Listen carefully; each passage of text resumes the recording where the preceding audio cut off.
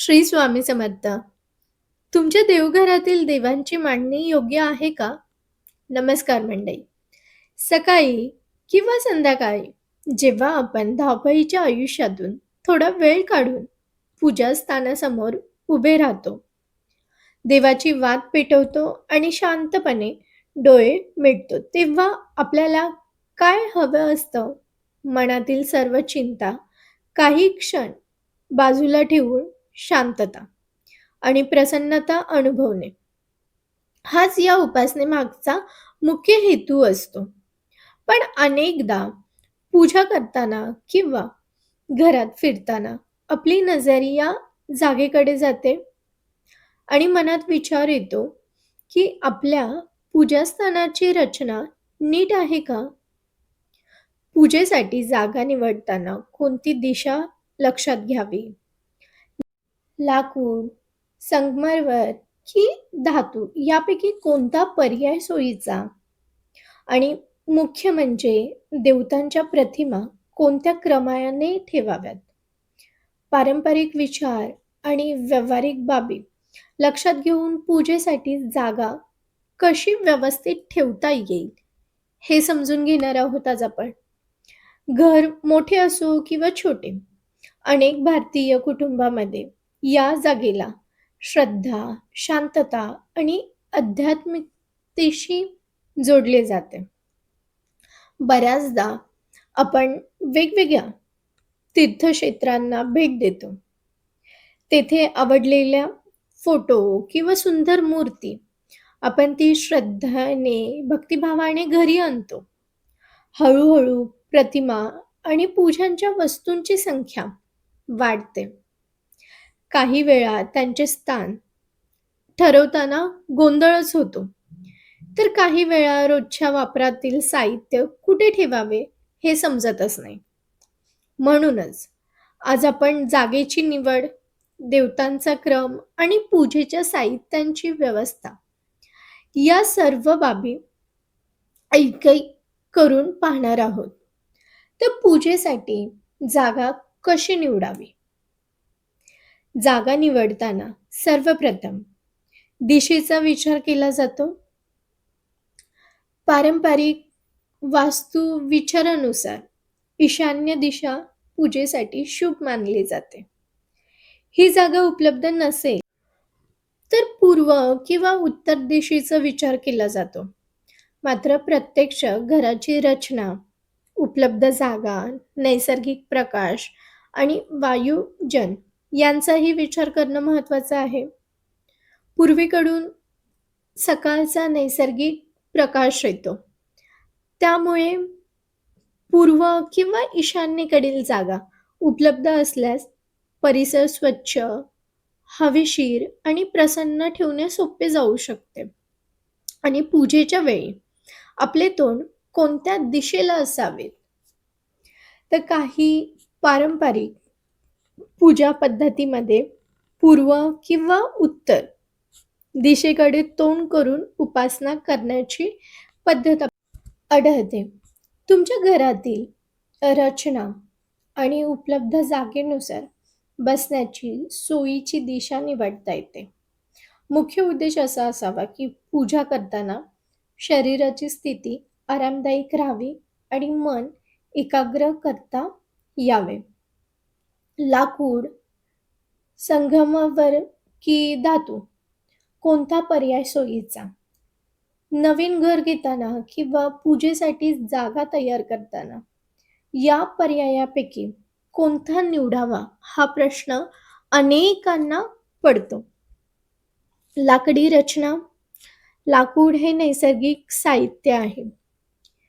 सागवण किंवा शिसमर सारख्या लाकडापासून तयार केलेली रचना घराच्या सजावटीत साधेपणा आणि उबदारपणा आणू शकते. पण यावेळेस काही काळजी घ्यायची आहे.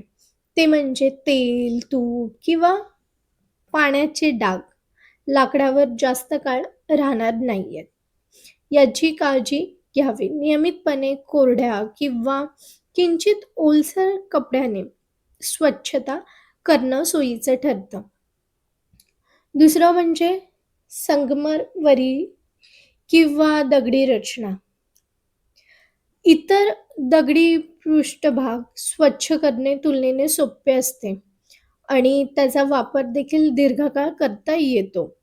पण काळजी घ्यायची आहे ती म्हणजे धूप किंवा अगरबत्तीचा धूर पृष्ठभागावरती साचल्यास तो वेळोवेळी स्वच्छ करावा, नाहीतर डाग पडू शकतात.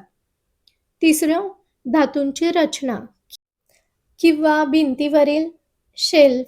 आजकाल अनेक फ्लॅटमध्ये जागेची मर्यादा असते, तर अशा वेळीस भिंतीवर लाकडी किंवा धातूंचे शेल्फ लावणे हा व्यावहारिक पर्याय ठरू शकतो. साहित्यांची किंमत किंवा त्यांची भव्यता यापेक्षा उपलब्ध जागेत ते सुरक्षितपणे बसवलेले आहेत का आणि रोज स्वच्छ ठेवणे सोपे आहे का, याला अधिक महत्त्व द्यावे. तसेच देवतांचा क्रम कसा ठरवावा. आता प्रतिमेची जागा ठरवताना पहिले कुलदेवता आणि कुलदेवीला प्राधान्य. आपल्या कुटुंबातील आणि पिढ्यानपिढ्या चालत आलेल्या कुळाचाराला अनेक घरामध्ये विशेष महत्त्व दिले जाते.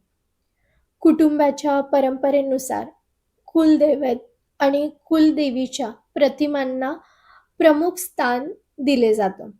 जसं की उदाहरणार्थ खंडोबा, ज्योतिबा किंवा व्यंकटेश हे कुलदैवत असू शकतात. तर कुलदेवी तुळजाभवानी, रेणुका माता किंवा महालक्ष्मी ही कुलदेवी असू शकतात. तर त्यांच्या परस्पर स्थानाबाबत मात्र कुटुंब, संप्रदाय आणि पूजा पद्धतीनुसार फरक हा आढळू शकतो. त्यामुळे आपल्या घरातील जुनी परंपरा माहिती असल्यास तीच प्रथम लक्षात घ्या. दुसरा म्हणजे पती-पत्नी स्वरूपातील देवतांचे स्थान. पौराणिक कथेमध्ये आणि काही पूजा पद्धतीमध्ये पती-पत्नींच्या स्वरूपातील देवतांची विशिष्ट मांडणी आढळते. उदाहरणार्थ श्री विष्णू, लक्ष्मी, सीताराम, विठ्ठल रुक्माई किंवा शिव-पार्वती यांच्या प्रतिमा एकत्र ठेवताना काही परंपरेमध्ये देवीला देवाच्या डाव्या बाजूस स्थान दिले जाते. आपण समोरून पाहताना ही बाजू आपल्या उजवीकडे दिसते. मात्र वेगवेगळ्या परंपरेमध्ये स्थानात फरक असू शकतो. त्यामुळे आपल्या कुळाचाराला प्राधान्य देणे योग्य ठरतं. तिसरं म्हणजे श्री गणेश आणि महालक्ष्मी. तर श्री गणपती बाप्पा बुद्धी आणि विवेकतेचे प्रतीक मानले जाते. तर महालक्ष्मीला समृद्धीशी जोडलं जातं. काही घरामध्ये या दोन्ही प्रतिमा एकत्र ठेवण्याची पद्धत आहे. सरस्वतीची प्रतिमाही सोबत ठेवायची असल्यास तिन्ही देवतांचा क्रम आपल्या कुटुंबाच्या पूजा पद्धतीनुसार ठरवता येतो. आणि चौथी गोष्ट म्हणजे श्री स्वामी समर्थ आणि इतर गुरूंचे स्थान. गुरूंना मार्गदर्शक म्हणून आदर देण्याची भारतीय संस्कृतीत आढळते. श्री स्वामी समर्थ, श्री साईबाबा किंवा श्री गजानन महाराज आपले जे गुरु असतात त्यांची प्रतिमा इतर आराध्य देवतापासून थोडी स्वतंत्र आदराची जागा देऊन ठेवता येते. काही भक्त गुरूंची प्रतिमा एका बाजूला ठेवतात, ज्यामुळे नित्य ध्यान किंवा नामस्मरण करताना एकाग्रतेसाठी स्वतंत्र जागा मिळते. आता दिवा, कलश आणि पूजा साहित्य कुठे ठेवावेत? तर केवळ प्रतिमेचा क्रमच नाही, तर रोजच्या वापरातील वस्तूंची व्यवस्था देखील सोयीची असणं महत्त्वाचं असतं. समई किंवा दिवा, तेलाचा किंवा तुपाचा दिवा ठेवताना भक्ताला तो सहज हाताळता येईल आणि ज्योतीमुळे आजूबाजूच्या वस्तूंना धोका निर्माण होणार नाही याची काळजी घ्यावी. काही पारंपरिक पद्धतीमध्ये दिव्याची वात पूर्व किंवा उत्तर दिशेकडे ठेवली जाते. दिव्याजवळ कागद, कपडा, पडदे किंवा इतर ज्वलनशील वस्तू ठेवू नयेत. पूजेचा कलश तांब्याचा किंवा चांदीचा कलश प्रतिमा समोर किंवा बाजूला सोयीच्या जागी ठेवता येतो. कलश वापरत असल्यास त्यात स्वच्छ पाणी ठेवणे, काही पूजा पद्धतीमध्ये त्यावर तुळशीचे पान किंवा इतर पूजनीय सामग्री ठेवली जाते. तिसरा, घंटा आणि आचमन पात्र. घंटा अशी ठेवावी की ती पूजेच्या वेळी सहज हाताळता येईल. आचमनाची पळी, पात्र आणि इतर लहान साहित्यही हाताच्या सहज पोचेल अशा जागी ठेवणे सोयीचे ठरते. यामुळे पूजा करताना वारंवार उठावे लागत नाही आणि जागाही अस्ताव्यस्त होत नाही. तसंच धूप आणि अगरबत्ती, धूपदाणी किंवा अगरबत्तीचं स्टँड त्या प्रतिमांपासून थोड्या अंतरावरती ठेवणे अधिक सोयीचं ठरतं. दूर थेट फोटो किंवा मूर्ती किंवा सजावटीच्या वस्तूवर जाणार नाही याची काळजी घ्यावी. वापर झाल्यानंतर राख आणि अवशेष स्वच्छ करावेत.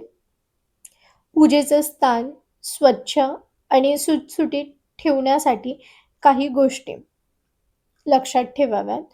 काय करता येईल? तर स्वच्छ पाणी, रोजच्या स्वच्छतेसाठी स्वतंत्र सुती कापड ठेवा. आवश्यक आणि मर्यादित पूजा साहित्य, दिवा, घंटा, कलश यांसारख्या नियमित वापरातील वस्तू.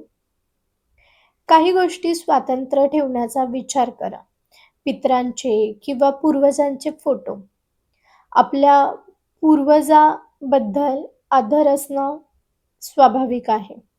अनेक कुटुंबामध्ये त्यांचे फोटो देवप्रतिमापासून स्वतंत्र जागी ठेवण्याची पद्धत आढळते. तर याबाबत आपल्या कुटुंबातील परंपरा आणि ज्येष्ठ व्यक्तींचे मार्गदर्शन लक्षात घेता येते. तसंच तुटलेल्या मूर्ती. मूर्ती तुटली असल्यास ती नियमित उपासनेत ठेवण्यापूर्वी आपल्या घराच्या कुळाचारानुसार किंवा स्थानिक धार्मिक परंपरेनुसार योग्य पद्धत जाणून घ्यावी. शक्य असल्यास पर्यावरणपूरक पद्धतीचा विचार करावा. कोणताही वस्तू, नदी, तलाव किंवा इतर नैसर्गिक जलस्रोतांमध्ये टाकण्यापूर्वी स्थानिक नियम आणि पर्यावरणाची काळजी घेणं देखील महत्त्वाचं आहे. तसेच अनावश्यक गर्दी. एकाच देवतांचे अनेक मूर्ती किंवा फोटो असतील तर रोजची स्वच्छता आणि पूजा करण्यासाठी आवश्यक तेवढ्याच प्रतिमा ठेवण्याचा विचार करता येतो. यामुळे जागा देखील मोकळी राहते आणि प्रत्येक वस्तू सहज स्वच्छ करता येते. तर आज आपण जागेची निवड, प्रतिमांचा क्रम आणि पूजेच्या साहित्यांची व्यवस्था या महत्त्वाच्या बाबी समजून घेतल्या. प्रत्येक घराची रचना वेगळी असते आणि प्रत्येक कुटुंबाचा कुळाचारही वेगळा असू शकतो. त्यामुळे एखादी गोष्ट आपल्या घराच्या परंपरेपेक्षा वेगळी वाटली तर लगेचच चिंता करायची गरज नाहीये. प्रत्येकाकडची पद्धत वेगळी असू शकते. पूजास्थान स्वच्छ, सुरक्षित आणि मनाला प्रसन्न वाटेल असे ठेवणे, तसेच आपल्या कुटुंबाच्या श्रद्धा आणि परंपरेचा आदर करणे या गोष्टींना प्राधान्य देणे अधिक उपयुक्त ठरते.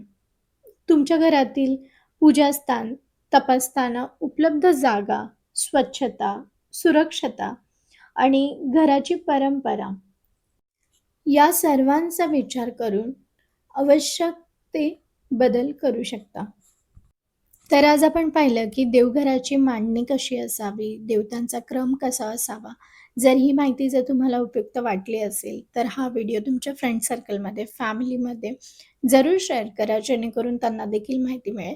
आणि जर चॅनलवरती तुम्ही नवीन असाल, तर चॅनलला सबस्क्राईब जरूर करा. आणि तुम्ही तुमच्या देवघराची मांडणी कशी केली आहे, ते देखील कमेंट्समध्ये जरूर सांगा.